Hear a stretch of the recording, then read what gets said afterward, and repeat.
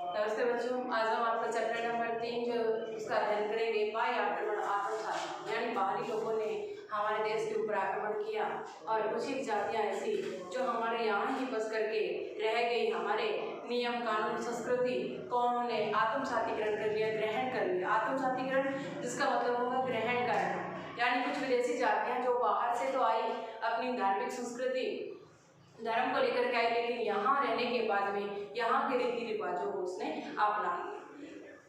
तो इसमें सबसे पहले देखेंगे कि अंतिम जो मौर्य सम्राट थे बृहदत्त, अंतिम मौर्य सम्राट,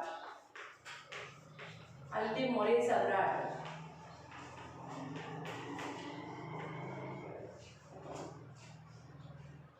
बृहदत्त, जिसकी हत्या कर दी गई थी इनके ही मंत्री पुष्यमित्र के द्वारा।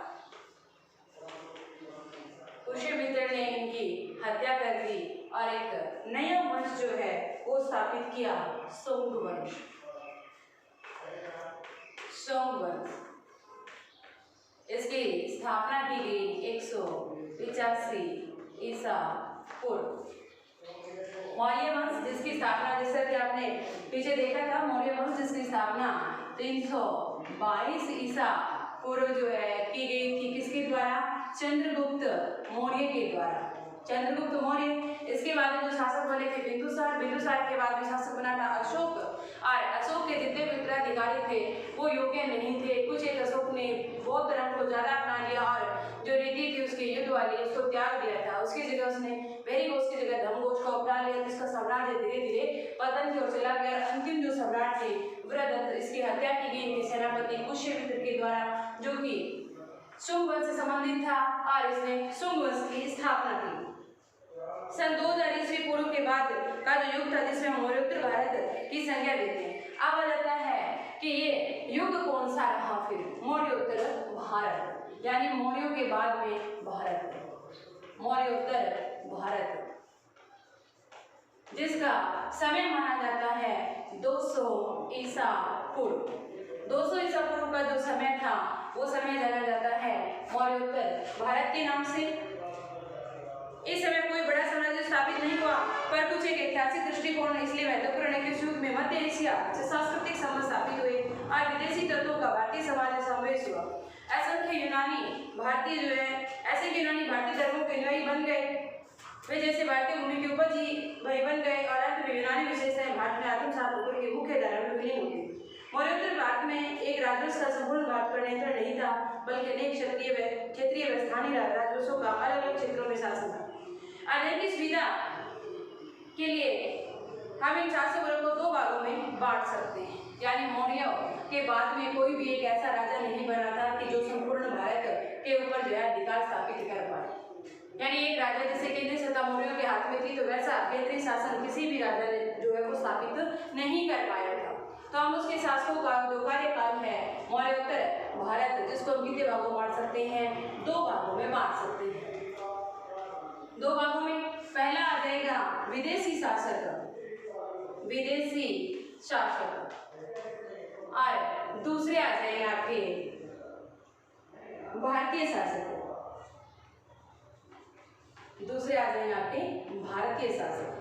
यानी मौर्यों के बाद में भारत पर 2 शासन व्यवस्थाएं थी, एक तो विदेशी शासन व्यवस्था और दूसरी थी भारतीय शासक। यानी एक तो दूसरे देशों से यूनानी जैसे हमारे भारत में आए और यूनानियों ने कुछ एक हिस्सों पर आक्रमण किया, वहां अधिकार कर लिया और वहां अपना राज्य स्थापित कर लिया, और फिर जो अपने यूनानी जो धर्म लेकर के आए थे, कुछ एक वो धर्म और कुछ एक भारतीय धर्म को मिला करके, और उनका जो यूनानी धर्म जो था, जो धर्म वो मान रहे थे, वो भारत की मुख्य धारा में विलीन हो गया। विदेशी शासक फिर थे भारतीय शासक।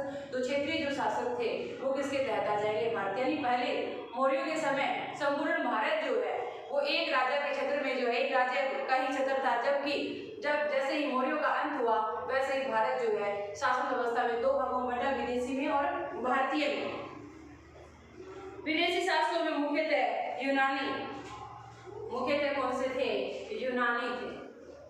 यूनानी शासक थे जिनको कहा जाता था इंडो ग्रीक, इनको इंडो ग्रीक जो है वो कहा जाता था। इंडो ग्रीक जिन्हें हिंद यवन भी कहते हैं, और इन्हें साथ में क्या कहा जाता था? हिंद यवन। विदेशी शासकों में सबसे ज्यादा प्रभुत्व किनका रहा? यूनानियों का। यूनानी जिन्हें इंडो ग्रीक भी कहा जाता है और इन्हें हिंद यवन भी जो है ये कहा जाता है। इनमें शक कुषाण खून राजवंशों को रखा गया। इनमें अन्य जो राजवंश आए उनमें शक कुषाण और खून। जैसा कि आपने 10th क्लास में पढ़ा था लास्ट में, जैसे मैं अध्ययन किया तो बाहर की जो जातियां थी मुख्य जातियां शक कुषाण और खून, ये जातियां आई और ये कहाँ से आई थी? यूनान से आई थी। इसके बाद में भारतीय राजवंशों की बात की जाएंगे तो भारतीय राजवंशों में आ जाएगा शुंग वंश। शुंग वंश जिसकी स्थापना की गई थी पुष्यमित्र शुंग के द्वारा, अंतिम जो मौर्य सम्राट थे बृहदत्त की हत्या करके। इसके बाद में दूसरा वंश था कणोक वंश। कणोक वंश, चेंदी वंश और सातवाहन वंश।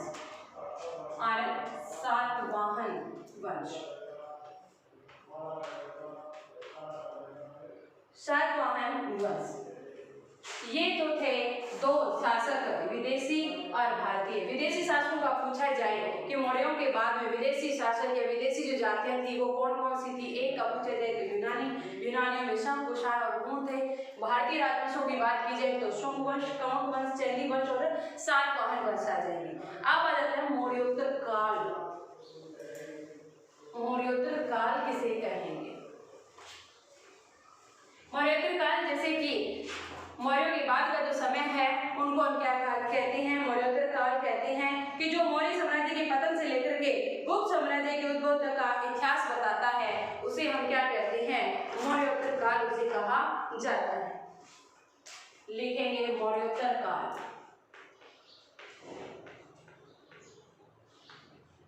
मौर्योत्तर काल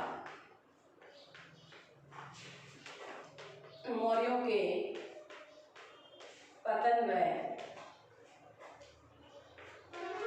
गुप्त साम्राज्य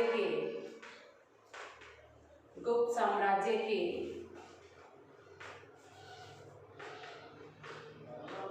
उद्भव के बीच के समय को क्या कहा जाता है? मौर्योत्तर काल कहा जाता है। 1 नंबर का क्वेश्चन आ सकता है आपके कि मौर्योत्तर काल किसे कहा जाता है? तो मौर्यों का जो पतन हुआ, मौर्य साम्राज्य के पतन और गुप्त साम्राज्य के उद्भव का जो बीच का जो समय था वो क्या कहलाता है? मौर्योत्तर काल। जिस तरह से आपके स्कूल लगते हैं और 4 पीरियड बाद में छुट्टी होती है, 4 पीरियड के बाद में पूरी छुट्टी रहती है, आधी छुट्टी का समय क्या होगा कि जब छुट्टी पूरी होगी उससे पहले का समय आ जाएगा। जैसे अर्धवार्षिक परीक्षा होगी बीच में होगी ना, अर्धवार्षिक एंड में हो जाएगी, तो उसी तरह से क्या होगा कि मौर्य साम्राज्य जो था उसका पतन हो गया और वह समय पतन होने वाले के बाद का समय और गुप्त साम्राज्य जब तक उदय हुआ उनके बीच का जो समय था वो कहलाता आपके मौर्योत्तर काल कहलाता है। यह वह समय था जब मौर्यों को केंद्रीय शासन व्यवस्था बिखर गई, विदेशी राजस्व पर आक्रमण कर रहे थे और दूसरी ओर भारतीय राजस्व वंश अपने अस्तित्व के लिए संघर्ष कर रहे थे। अब आ जाते हैं जानकारी के स्रोत कि जानकारी जो है कहाँ से मिलती है इनके बारे में। जानकारी के स्रोत कौन कौन से हैं? इस साम्राज्य के बारे में जानकारी हमें कहाँ से मिलती है? गार्गी संहिता,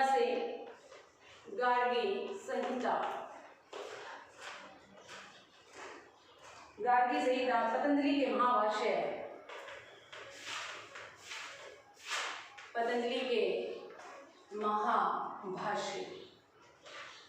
के महाभाष्य, दिव्य वदान,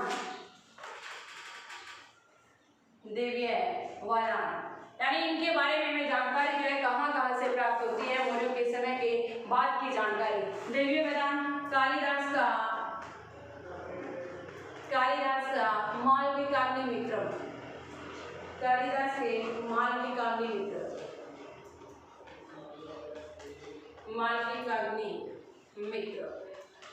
इससे हमें जो है जानकारी प्राप्त होती है। वाणभट्ट के हर्षचरित्र इतिहासकार कल्याणी की पुस्तक राजसंगिणी से इसके बारे में जानकारी मिलती है।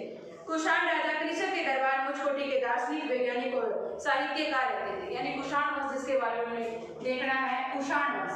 इसके बाद में कौन सा वंश आया? कुषाण वंश। विदेशी शासकों में कुषाण वंश की बात करेंगे तो कुषाण वंश जिनमें उच्च कोटि के विद्वान, दार्शनिक, साहित्यकार रहते थे। कृषियों के दरबार में महान कवियशु कोष थे जिसकी संस्कृत में बुद्ध चरित्र, शोधरानंद, महाकाव्य, सूर्यालंकार, सारिपुत्र प्रकरण लिखे। शून्यवाद, सापेक्षवाद और माध्यमिक सूत्र के प्रवर्तक नागार्जुन भी इन्हीं के कालखंड में प्रसिद्ध दार्शनिक हुए थे। चरक ने चरक संहिता तथा चीनी इतिहास ग्रंथ, चीनी यात्री वेनसांग की यात्रा विवरण, तिब्बती इतिहासकार तारानाथ के साथ बौद्ध विद्वान वसुमित्र और बौद्ध साहित्य मिलिंद प्रयाग से हमें इनके बारे में जानकारी प्राप्त होती है। यानी कौन से मौर्यों के बाद में कौन कौन से शासक विदेशी हुए और कौन कौन से जो है राजवंश भारतीय थे, इनके बारे में हमें जानकारियां प्राप्त होती है। सबसे पहले देखेंगे हम यूनानी आक्रमण में भारत की राजनीतिक स्थिति।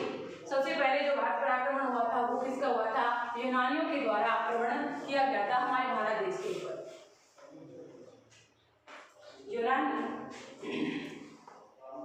यूनानी आक्रमण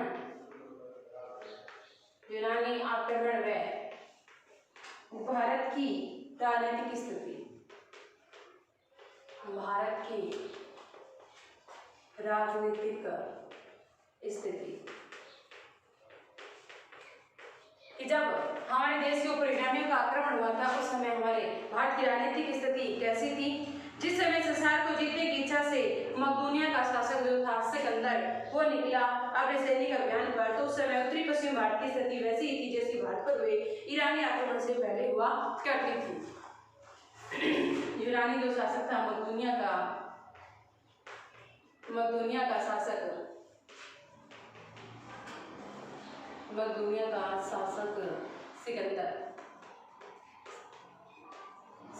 सिकंदर मान का नाम आप लोगों में सभी ने सुना होगा कि सिकंदर विश्व विजेता जो बनना चाहता था, और जब इसने भारत के उत्तरी पश्चिमी हिस्से से जो भारत के ऊपर आक्रमण किया उत्तरी हिस्से से, उस समय भारत की स्थिति वैसी थी जिस तरह से ईरान पर आक्रमण किया था उस समय स्थिति थी। भारत उस समय जो उत्तरी पश्चिम भारत जो था छोटे छोटे राज्यों में बंटा हुआ था, और कई राज्यों में बंटे होने के कारण काबुल से कंधार, झेलम चिनाब के बीच में पौरव, रावलपिंडी और पेशावर के हिस्से में तक्षशिला, कश्मीर के पश्चिम में रावी, व्यास नदियों के बीच का भाग, उसके निकट शूद्रक, इसी तरह रावी और चिनाब नदी के संगम स्थल में भाग में मालव, मुश्किल, समोस और ऐसे ही राज्य मिलकर के उस काल में भारत की उत्तरी पश्चिमी सीमा में कुल मिलाकर के लगभग जो भारत की उत्तर पश्चिमी सीमा जो थी, जिस समय उत्तरी पश्चिमी सीमा के जिस समय सिकंदर ने जो आक्रमण किया था उस समय उत्तरी भारत में 25 राज्य थे, यानी 25 छोटे बड़े राज्य थे। इनमें से कुछ गणतंत्र थे, कुछ राजतंत्र थे। राजतंत्र के शासक गणतंत्रों के विरोधी रखते थे। पौरव और तक्षशिला और विशाल में शत्रुता थी। इसी तरह अनेक जो ये राज्य जो बटे हुए थे 25, ये राजा जो थे 25 राज्य जो थे एक दूसरे के दुश्मन बने हुए थे। तो सिकंदर को ये अवसर जो है वो ठीक लगा और उसने जो है उसी समय भारत के ऊपर आक्रमण किया। सिकंदर का भारत में आगमन।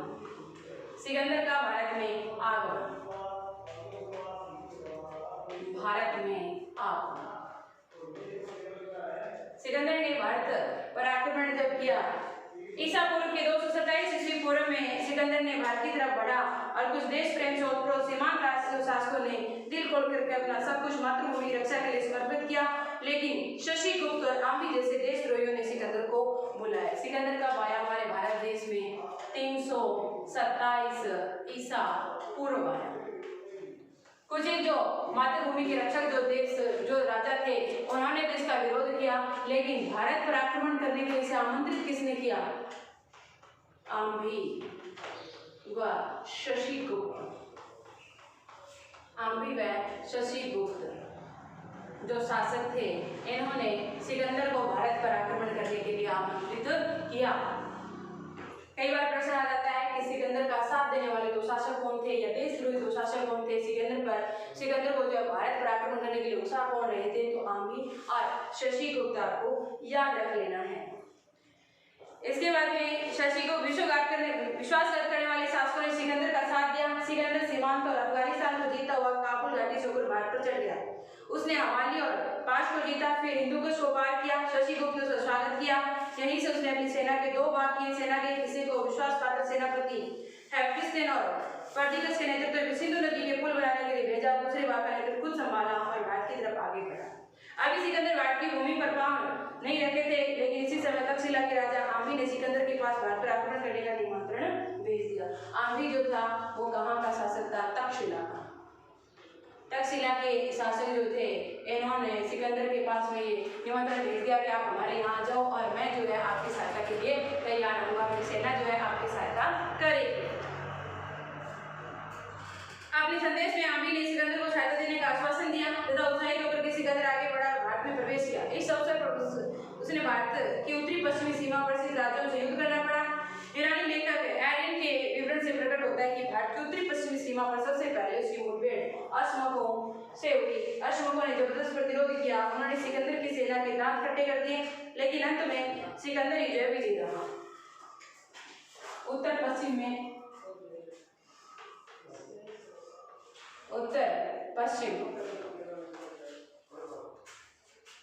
पश्चिम जो है वहां इसका सामना हुआ अश्मकों से, जिन्होंने जो है काफी वीरता के साथ सिकंदर का मुकाबला किया, लेकिन अंत में ये क्या हो गए? पराजित हो गए। अंत में ये पराजित हो गए, यानी अंत में ये शासक जो थे अश्मक जो थे वो हार गए थे। इसके बाद देखेंगे सिकंदर ने 40,000 अश्वों को बंदी बनाया। इसके बाद सिकंदर ने नीसा वाले गौरियों पर आक्रमण किया। नीसा वालों ने प्रतिरोध किए बगैर आत्मसमर्पण कर दिया। तब सिकंदर ने अश्वकायनों जिन्हें यूनानी लेखकों ने अस्काने और लिखा पर आक्रमण किया। इस समय अश्व के राजा हस्ती अष्टक था। यूनानी लेखक ने इसे अस्केनस नाम से पुकारा। इसी अस्केनस अथवा अष्टक हस्ती ने अपने दुर्ग मसक ने रहते हुए सिकंदर का प्रतिरोध करने का निश्चय किया। मसक का प्राकृतिक दृश्य सुरक्षित था और मसक दुर्ग अजय था। सिकंदर ने मसक दुर्ग पर अधिकार करने के लिए कई बार आक्रमण किया, लेकिन उसे सफलता नहीं मिली। एक आक्रमण ने तो सिकंदर को घायल भी कर दिया। इस आक्रमण और प्रतिरोध के दौर में एक दिन अचानक तीर राजा अष्टक को वेद गया और उसकी मृत्यु हो गई। राजा अष्टक की रानी क्लियोफिस ने आत्मसमर्पण किया और अश्वयन ने राज्य पर सिकंदर का अधिकार हो गया। वह सिकंदर ने धोखा देकर के अश्वयों के 700 वेतनभोगी सैनिकों को मौत के घाट उतार दिया। सिकंदर मसक से आगे बढ़ा। उसके रास्ते पड़ने वाले कई अन्य राज्यों पर भी जीत हासिल की। सिकंदर ने आम्ही के पास पहुंचा और आम्ही ने उसे जो चांदी के साथ भेड़ बेल आदि दूसरी कई चीजें भी उपहार स्वरूप दी। सिकंदर ने उन वस्तुओं के अपने साथ मिलाया और पूरा सामान जो है लौटा दिया उसको। कुछ समय बाद भारतीय राजाओं ने सिकंदर के सामने आत्मसमर्पण भी किया और कश्मीर के उत्तर पश्चिम स्थित अभिसार के राजा ने भी सिकंदर को आत्मसमर्पण कर विश्वास दिलाया कि अंत में राजा जो है अब एक ही राजा बच गए थे। लगभग जो है भारतीय जो राजा थे या उत्तर पश्चिम के जितने भी राज्य थे 25, उनमें लगभग 24 राज्यों के ऊपर सिकंदर का आधिपत्य जो स्थापित हो गया था। एक राजा अष्टक जो थे उन्होंने बड़ी मुश्किल से ये दुर्ग जो था उनका मसक दुर्ग अजय माना जाता था कि इसी पर ये प्राकृतिक दृष्टि से भी सुरक्षित दुर्ग था, इसके ऊपर कोई अधिकार नहीं कर सकता था। लेकिन एक दिन क्या हुआ कि राजा अष्टक के जो तीर लगने से उनकी मौत हो गई। उनकी रानी ने आत्मसमर्पण कर दिया। वहां से लूट खसोट करता हुआ विश्वासघात करता हुआ सिकंदर, जिसने कि लगभग 600-700 सैनिकों को मारा और उसके बाद में राजा आम्ही की ओर पहुंचा। आम्ही ने इसका स्वागत किया और इसे चांदी के सिक्के, बेल, भेड़, बकरियां आदि कई सामान दिए और अपने सामान को जो सिकंदर ने इसे वापस लौटा दिया। अब एक ही राजा बचा हुआ था और वो राजा था पोरस। अब सिकंदर का जो युद्ध था वो हुआ किसके साथ में? पोरस के साथ में। राजा पुरुवत का पोरस का प्रतिरोध। राजा पुरु या पोरस का प्रतिरोध। अब एक ही राजा बचे थे, वो बचे थे राजा पुरु या पोरस, जो कि तक्षशिला से सिकंदर ने झेलम और चिनाब नदियों के बीच में स्थित पौरव का राज्य है। ये राज्य कहाँ था? चिनाब, झेलम नदियों के बीच में, झेलम नदियों के बीच में था ये राज्य, पौरव राज्य। पौरव राज्य या राजा जहाँ पौरस या पुरु जहाँ पर शासन करते थे वो राज्य था चिनाब और झेलम नदियों के बीच में। तक्षशिला इसका कारण यही चाहता था, यानी जो तक्षशिला था उसका शासक जो था आम्ही, वो भी ये चाहता था कि राजा पुरु या पुरुष जो है वो हारे, क्योंकि इनके दोनों की पुरानी शत्रुता थी एक दूसरे से। इसीलिए उन्होंने जो सिकंदर को बुलाया था और राजा पोरस जो था उन्होंने सिकंदर को आत्मसमर्पण जो है नहीं किया और सिकंदर के साथ में उन्होंने युद्ध किया। राजा पूर्व था पोरस का प्रतिरोध। तक्षशिला से सिकंदर जो है झेलम और शिलांग नदी के किनारे राजा पौरव का जो राजा पुरु जो है पोरस जो साम्राज्य उसकी ओर बढ़ा, वहां पर आम्ही ने इसका स्वागत किया और आम्ही के जो राजा थे, आम्ही जो राजा था तक्षशिला का, उसने पुरानी शत्रुता थी राजा पोरस से और वह पोरस पर आक्रमण करवाना चाहता था, उस राज्य को मिटाना चाहता था। इसके लिए उसने सिकंदर को आमंत्रित किया। सिकंदर अपनी सेना लेकर के और झेलम और चिनाब नदी को पार करता हुआ राजा पोरस के पास आया। लेकिन उसी समय हो गया था वर्षा ऋतु का। वर्षा ऋतु होने के कारण जो है सेनाएं पार नहीं जा सकी। इसी कारण क्या हुआ कि सिकंदर को उसी एक साइड जो है रुकना पड़ा। नदी में बाढ़ की स्थिति में एक रात को जो है सिकंदर ने अपनी सेना के साथ में पोरस राज्य की ओर बढ़ा और उसी समय इसने एक संदेश भी भिजवाया राजा पोरस को कि वह उसके साथ में मित्रता करना चाहता है, आत्मसमर्पण कर दे। लेकिन राजा पोरस ने आत्मसमर्पण करने से इनकार कर दिया और कहा कि वह सिकंदर की मुलाकात जो है युद्ध क्षेत्र में ही करेगा और तलवार से उसका स्वागत जो है करेगा। अब रात के अंधेरे में सिकंदर की सेना ने राजा पोरस के ऊपर आक्रमण किया। राजा पोरस की सेनाएं जो है बड़ी वीरता से मुकाबला किया। राजा पोरस भी इसका मुकाबला जो है वीरतापूर्वक कर रहे थे, तीर लगने से घायल भी हो रहे थे, लेकिन फिर भी जो है सिकंदर की सेना का सामना कर रहे थे। सिकंदर की जो सेना थी, यूनानी जो सेना थी, वो उस समय घोड़ों के ऊपर सवार थी और राजा पोरस की जो सेना थी वो हाथियों के ऊपर सवार थी। चेनाब नदी जो है, झेलम नदी में बाढ़ आने के कारण वो जो मिट्टी थी चिकनी हो गई थी और चिकनी मिट्टी होने के कारण हाथियों के पांव जो थे वो फिसल रहे थे। घोड़े, जैसा कि आपको पता ही है कि घोड़े क्या होते हैं, फुर्तीले होते हैं और हाथी आगे नहीं बढ़ रहे थे, उनके पांव फिसल रहे थे और वह अपनी जो पैदल जो सेना थी, जो पैदल सेना जो थी उसे ही कुचल रहे थे अपनी ही सेना को, और घोड़े उतनी ही तेजी से उसके ऊपर आक्रमण किए जा रहे थे। और वर्षा ऋतु होने के कारण जो है कुछ जो तीर चलाने वाले जो सैनिक थे, बारिश के कारण वो अपने सही तरीके से निशाना नहीं लगा पाए और अंत में जब राजा पोरस घायल हुए तो शत्रु सेना यूनानी सैनिकों ने उन्हें गिरफ्तार कर लिया और सिकंदर के सामने प्रस्तुत किया। अब सिकंदर के सामने जैसे ही राजा पोरस को प्रस्तुत किया गया तो सिकंदर ने एक ही सवाल पूछा कि तुम्हारे साथ में कैसा व्यवहार किया जाए। उस समय राजा पोरस ने बड़ी ही स्वाभाविकता से, गंभीरता से जवाब दिया कि जैसा एक राजा दूसरे राजा के साथ में व्यवहार करता है तुम्हें वैसा ही व्यवहार जो वो करना चाहिए। यानी उससे पूछा था सिकंदर ने कि तुम्हें किस तरह की सजा जो वो दी जाए, मार दिया जाए या क्या किया जाए, या बंदी बना दिया जाए या तुम्हें जेल में डाल दिया जाए। तो उसने कहा जैसा एक राजा को दूसरे राजा के साथ व्यवहार करना चाहिए आप जो है उसी प्रकार का मेरे साथ भी व्यवहार कीजिए। राजा जो सिकंदर था वो राजा पोरस की बातों को सुन करके बड़ा आश्चर्यचकित हुआ, बड़ा प्रभावित हुआ और उसने राजा पोरस के साथ में मित्रता की। और इस तरह से जो है राजा पोरस का जो राज्य था, मित्रता करने के बाद में सिकंदर के तरफ जो उसका राज्य हो गया और दोनों में अच्छी मित्रता हो गई। तो ये तो था आपका चैप्टर। अब इस चैप्टर से संबंधित कुछ एक क्वेश्चन जो है वो कर लेंगे। आज का गृह कार्य,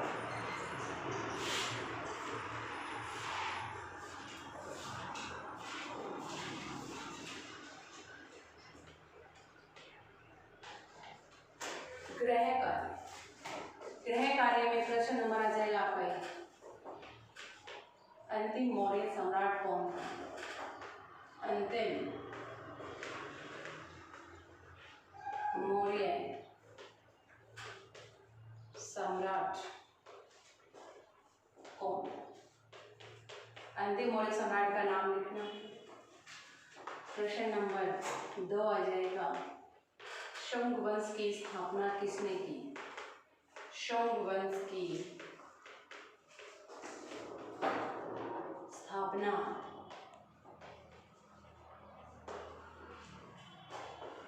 किसने की? शुंग वंश जिसकी स्थापना जो है किसके द्वारा की गई? प्रश्न नंबर आ जाएगा 3 आपकी मौर्योत्तर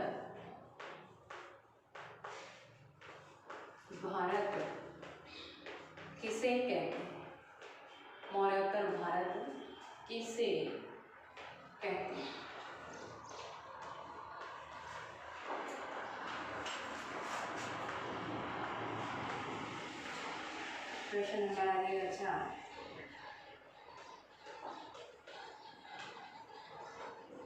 सिकंदर कहाँ का शासक था? सिकंदर कहाँ का शासक था? अंतिम क्वेश्चन आ जाएगा, सिकंदर को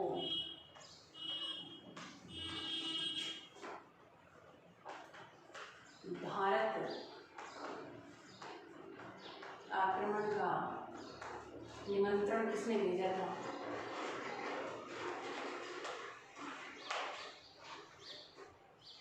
निमंत्रण किसने भेजा था?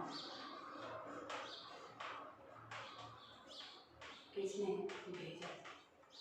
ये है 5 प्रश्न। पहला प्रश्न, अंतिम मौर्य सम्राट कौन था? तो अंतिम मौर्य सम्राट बृहदत्त थे। और शुंग की स्थापना किसने की थी? पुष्यमित्र शुंग के द्वारा शुंग की स्थापना की गई थी। मौर्योत्तर मार्ग किसे कहते हैं?